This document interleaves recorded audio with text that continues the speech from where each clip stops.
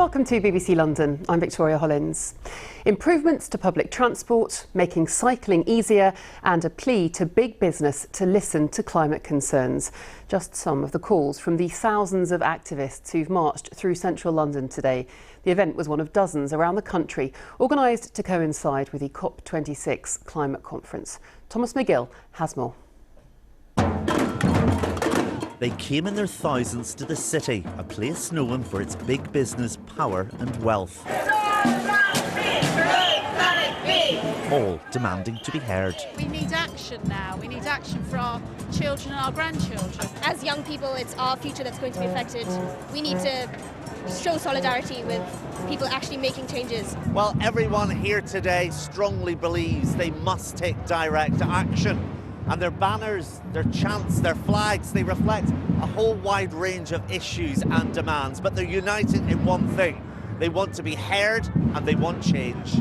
And here on the streets, many acknowledge real change starts at the bottom and that some Londoners and those in power simply aren't doing enough.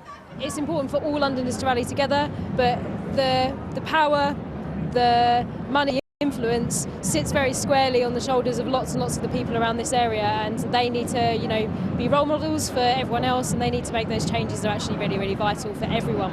In the southeast, it's quite a sort of affluent part of the UK. It is easy to choose sort of transport and public transport systems, but I know that that's not necessarily true across other areas of the UK.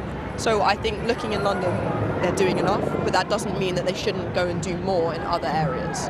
The Mayor Sadiq Khan says he's doing his bit to help London become net zero by 2030. Last month he introduced the ultra-low emission zone, and low traffic neighbourhoods have been around since the start of the pandemic. Both are popular with some here, but others are doing even more. We both got rid of our cars recently, and we've got an LTN where we live, and there's a lot of controversy about it, but eventually people will have to abandon their cars. I think the low traffic neighbourhoods, although very controversial, I think they have actually been a positive step. I'm a big proprietor of veganism and vegetarianism, second-hand shopping. I do a lot of that. I think that's a really good idea. About half of the change that needs to be made can be made by individuals doing the right thing, not eating meat, not flying, and generally living in a more modest and simple way. So some progress is being made by some people, but the big message today is clear. We're doing our bit. Time for leaders and big business to do theirs. Thomas Magill, BBC London.